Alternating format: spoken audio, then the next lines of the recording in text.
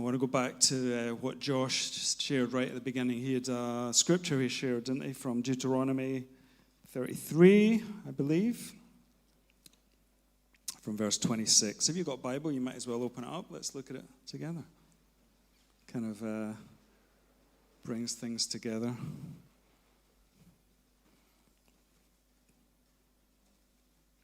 Joshua 33 from verse 26. No, not Joshua, Deuteronomy. Deuteronomy 33. Get it right? Deuteronomy 33. 26, verse 26 and 27. There it says, "There is no one like the God of Jeshurun, who rides across the heavens to help you, and on the clouds of his majesty. The eternal God is our refuge, and underneath are the everlasting arms."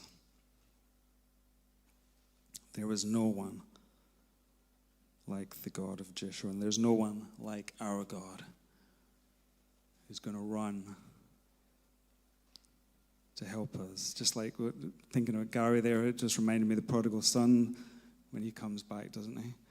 And it says the dad ran to meet him as well, didn't he? The dad took up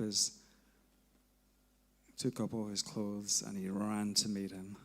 The father did that. And this is the same here. There is no one like our God.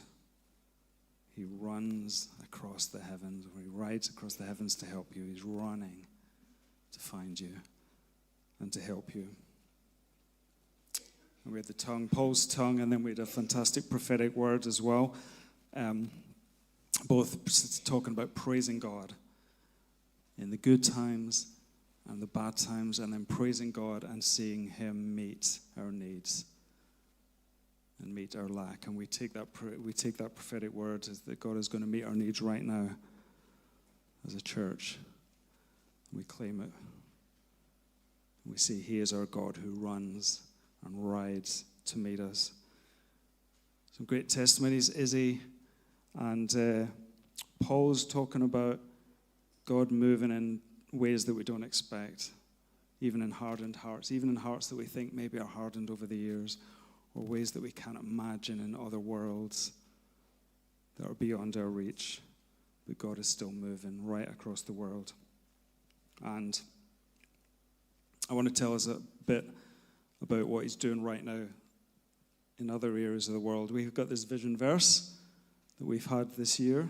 "A new command I give to you, that you love one another just as I have loved you. You also are to love one another."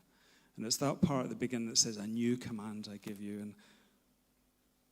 But that command seems pretty normal to us. Doesn't seem new, because that's part of our culture actually right now, is that we love one another. Especially people that are close to you, your family, we love one another. But when it says this is a new command, it's because it wasn't always that way. There's a thing happening at the moment in the country that new atheism came up in the 90s and tried to tell the world that God didn't exist. And new atheism is going through a real crisis moment right now. There's a guy called Tom Holland. If you don't know if you heard of him, he's not the Spider-Man Tom Holland. Don't get excited, girls.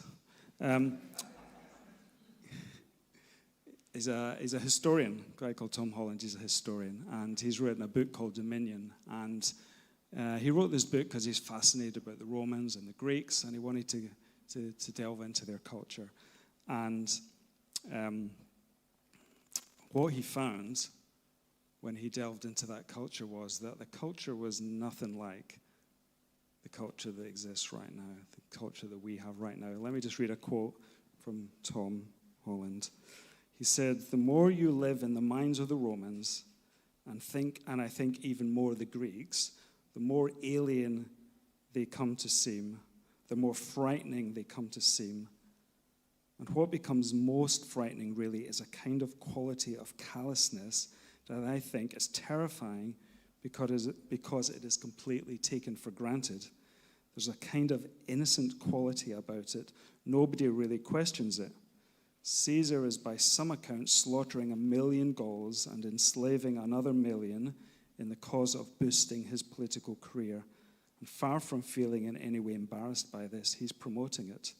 And when he holds his triumph, people are going through the streets of Rome carrying billboards boasting about how many people he's killed. This is a really terrifying alien world. And the more you look at it, the more you realize that it is built on systematic exploitation. The entire economy is founded on slave labor. The sexual economy is founded on the absolute right of free Roman males to have sex with absolutely anyone they want, whenever they want. In almost every way, this is a world that is unspeakably cruel to our way of thinking. And this worried me more and more.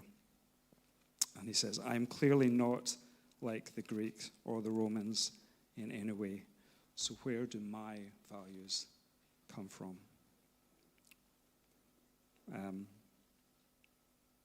So we look, as more and more historians are starting to do this now, intellectual historians are looking back in history and they're realizing that we've changed.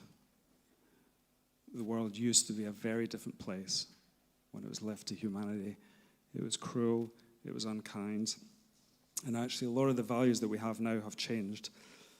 A guy called Andrew Wilson, not our Andrew Wilson here, he's a teaching pastor at New Frontiers. He said, the massive majority of people in human history have not thought like we do right now. And so even intellectual atheists are now saying, what is going on here? Where do our values come from?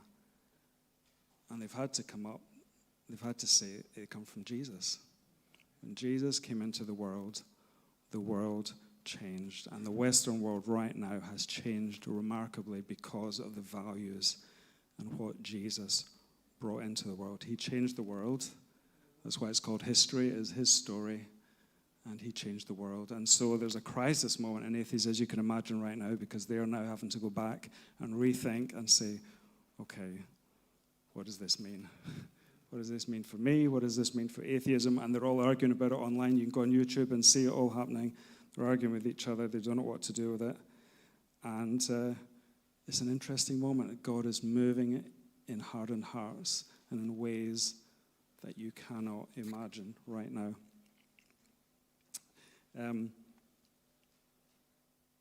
So when Jesus says, a new command I give to you, that you love one another, he was actually meaning this is a new command. It was written in the law, in the Old Testament law, but it wasn't being practiced. And it wasn't part of the culture.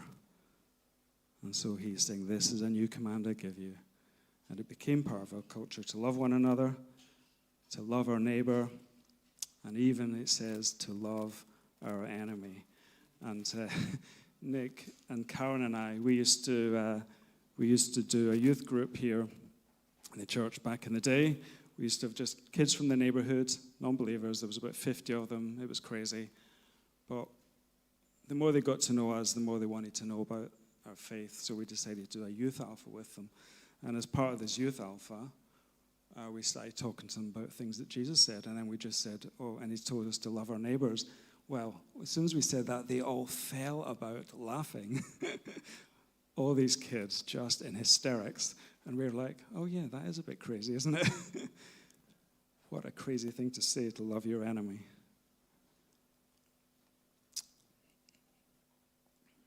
So the values that we hold now are because of him. Equality is something we take for granted in the Western world. There was no equality before Jesus. He was the one. In the Bible it says we're all children of God, neither Jew nor Gentile, slave nor free. There is nor male nor female. You're all one in Christ. That came through the Bible, through Jesus.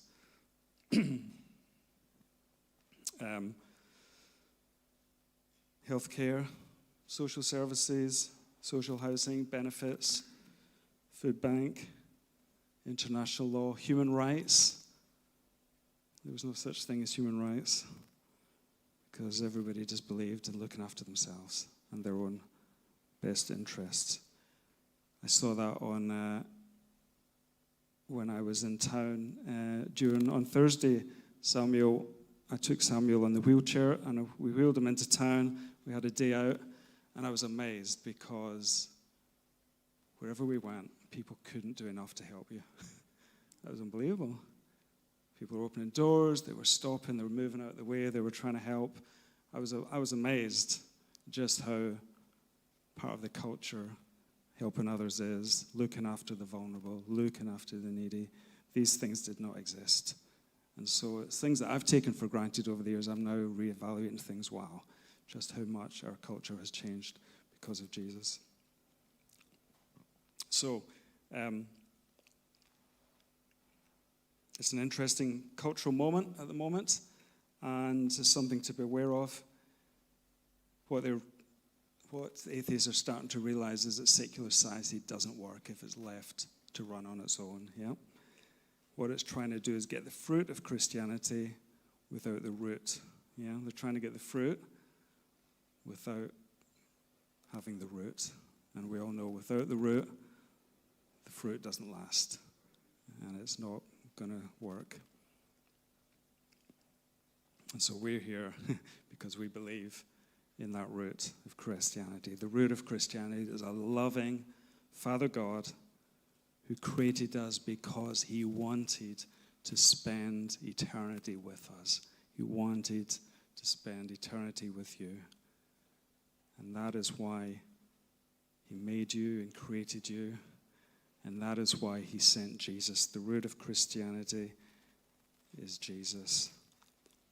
And in Philippians it says, who by the very nature God did not consider equality with God something to be used to his own advantage. Rather, he made himself nothing by taking the very nature of a servant and being made in human likeness. And being found in appearance as a man, he humbled himself to becoming obedient to a cross, even death on a cross. He didn't see equality, so he gave up his equality in order for us to have ours, yeah? He didn't see equality with God, something to hold on to. He gave it up for a short period of time, and he came to earth as a man. And we're starting to go into communion now, you've probably realized. We're starting to think about Jesus, who did this. He is the root of Christianity, the root that we get the fruit from. Flip the world upside down. It was no longer powerful to be over people and to rule them, but it is now powerful to sacrifice and to give yourself up for others. That's what Jesus did, and that's where our power comes from as followers of Jesus.